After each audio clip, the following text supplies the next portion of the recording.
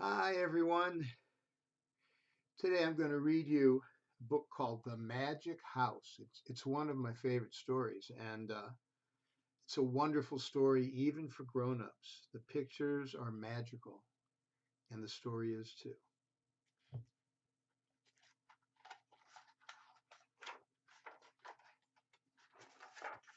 Oh, shoot.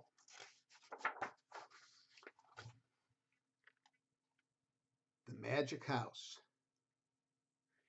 The story is by Robyn Harbert Eversole,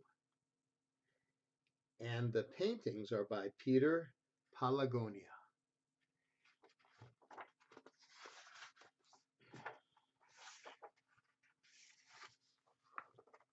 I'm going to do this because it's my book, so I'm going to bend it. Don't do it with library books or school books. The house at 519 Kearney Street belonged to April. Her mother and her father and her older sister Meredith lived there too. But the house was April's, and the house was magic.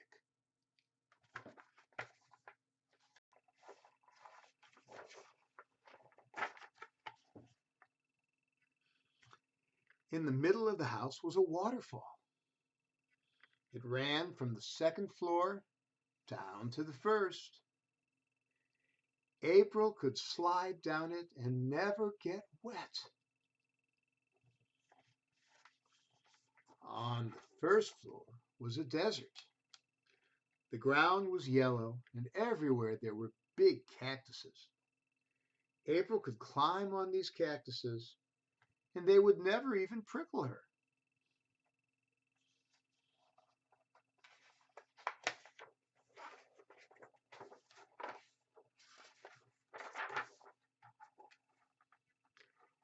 Down in the basement of the house was a cave. Two monsters lived there, way back in the corner. They muttered and they growled when April's mother fed them baskets of clothes. Anybody, can you tell what those really are? What kind of machines they are? They're monsters in the story because she has a great imagination.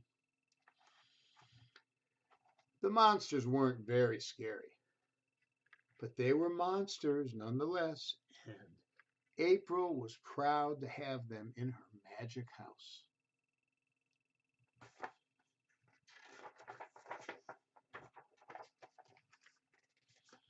The only trouble with the house at 519 Kearney Street was April's sister, Meredith. Meredith didn't believe the house was magic. When she walked by, the waterfall stopped being a waterfall. "Don't slide down the stairs," Meredith would say. When April was in the desert and Meredith came along, the desert became a regular living room. "Stop climbing on the furniture," Meredith would say, as she sat down to practice the piano loudly. Can you see there's still part of a cactus sticking up from the chair, and there's still a bird, a desert bird, flying there? I'm sure Meredith can't see them, but you and I can, and April can.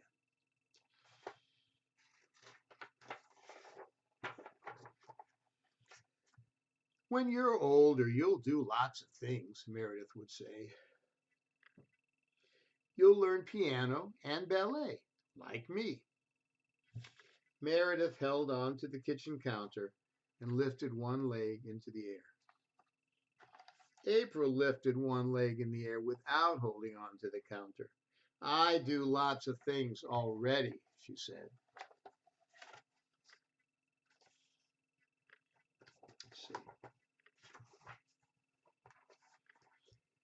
"I'm going to be a swan in the dance recital," said Meredith.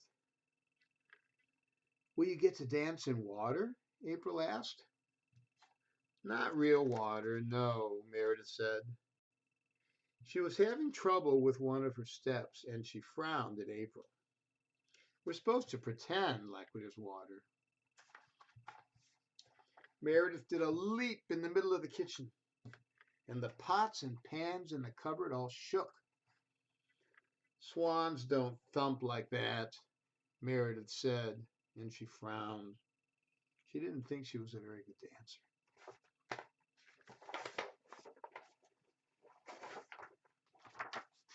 But April knew something that Meredith did not know.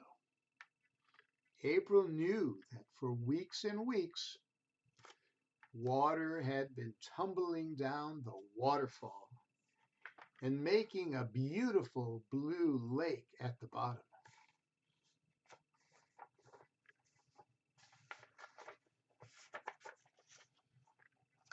I don't feel like a swan, Meredith said.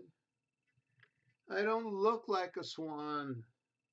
I'm a dancer just thumping in the middle of the kitchen. The pots and pans shook again. Come with me, Meredith, April said.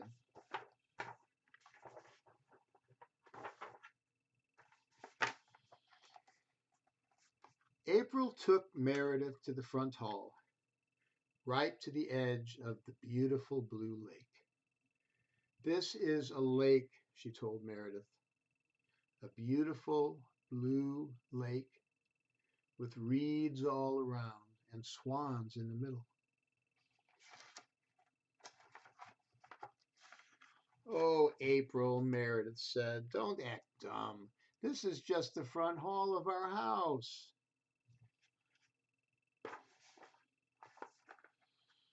April sat down on the stairs, which were just stairs and not a waterfall.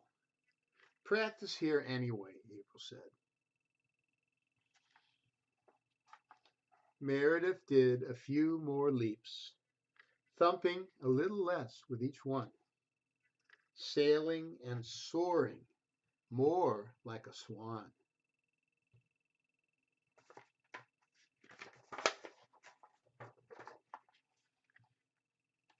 April felt water running past her hands. It lapped across the floor, reflecting Meredith. Reeds were started sprouting along the walls of the living room.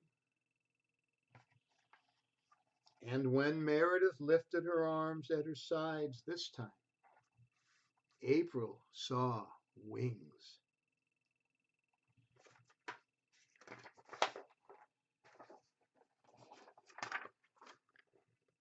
Do you see the lake? April asked Meredith. Do you see it? Meredith didn't say anything. She was gliding over the water. And the next moment, she wasn't Meredith at all, but a white swan on the beautiful blue lake in the middle of April's magic house. Do you see the lake? April asked again.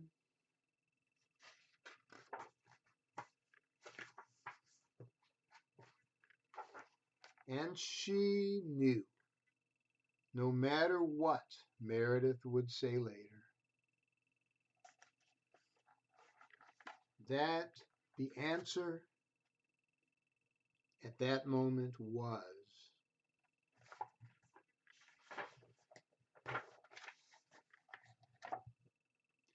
yes. The end. Thanks for listening. See you next time.